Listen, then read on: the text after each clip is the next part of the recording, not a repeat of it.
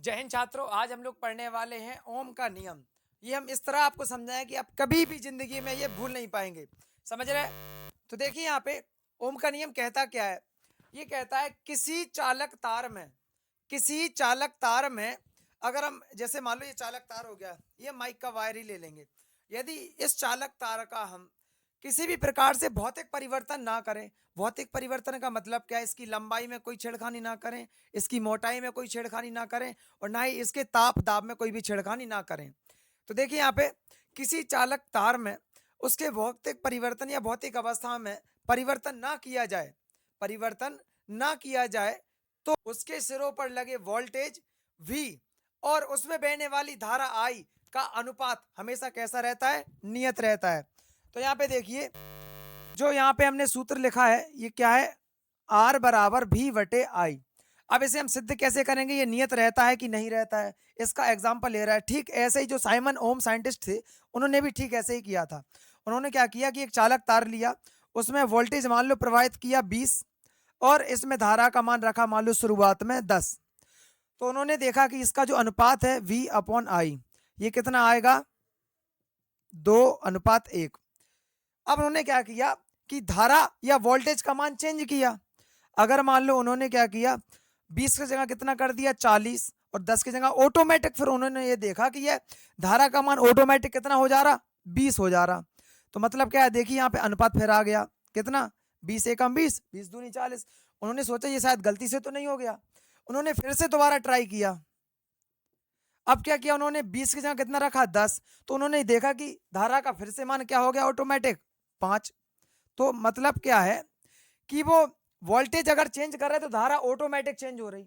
मतलब क्या, इसका अनुपात हमेशा नहीं आते। देखिए यहाँ पे 2:1, 2:1, 2:1। समझ रहे हैं? तो इस तरह ओम ने इसका प्रयोग करके प्रयोगशाला में रीडिंग नोट कर करके उसमें यह सिद्ध किया कि किसी भी चालक तार में अगर भौतिक अवस्था में परिवर्तन ना किया जाए तो उसके सिरों पर जो विभवांतर लगेगा और उसमें जो बहने वाली धारा होगी उसका हमेशा अनुपात कैसा रहेगा, नियत रहेगा। इसलिए उन्होंने कैसा सूत्र दिया, R बराबर V बटे I। यहाँ पर इसको हम दूसरे प्रकार से भी लिख सकते हैं। देखिए यहाँ पे तो देखिए किसी चालक तार में बहने वाली धारा I उसके सिरों पर लगे विभवांतर V के अनुक्रमानुपाती होती है।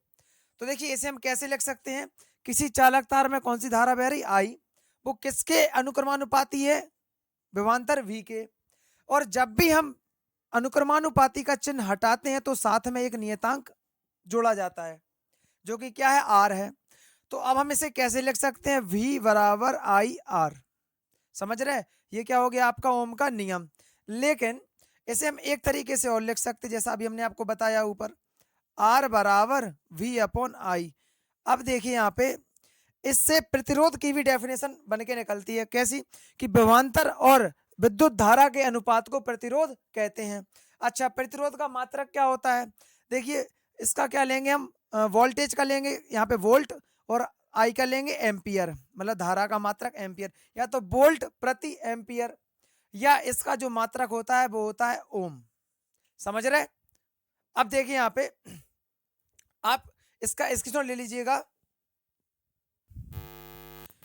ओम का नियम आपको अच्छे से समझ में आ गया होगा, और अगर इसमें कुछ चीज़ें समझ में ना आई हो तो हमें कमेंट कर दीजिए। और जो टॉपिक आपको साइंस में परेशान कर रहा हो या किसी भी सब्जेक्ट में परेशान कर रहा हो तो हमें कमेंट कर दीजिए कि सर इस पे टॉपिक पे आप वीडियो बना दीजिए, तो हम आपको प्रोवाइड करा देंगे। ठीक है? जय हिंद, जय भारत।